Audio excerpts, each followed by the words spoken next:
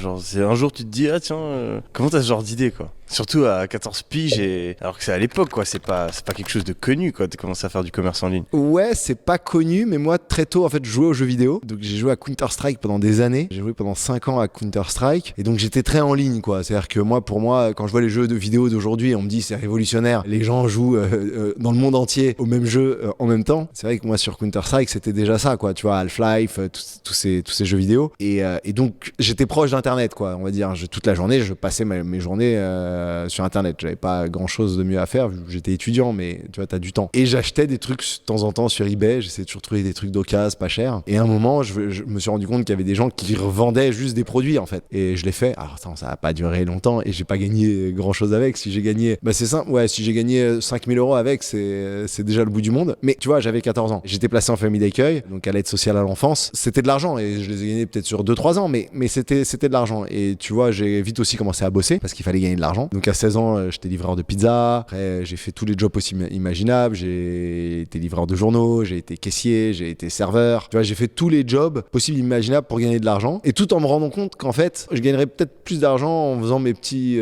trucs en ligne ou en faisant autre chose. Et d'ailleurs, à 18 ans, et on pourrait en venir après, j'ai une passion pour l'immobilier depuis que je suis gosse. Et c'est une passion qui est assez inexplicable, mais qui vient sûrement du fait que ma mère, quand elle a tout perdu, elle s'est fait saisir tous ses biens, notamment des appartements et des maisons. Mais la seule chose qu'on n'a pas pu lui prendre, c'était sa résidence principale.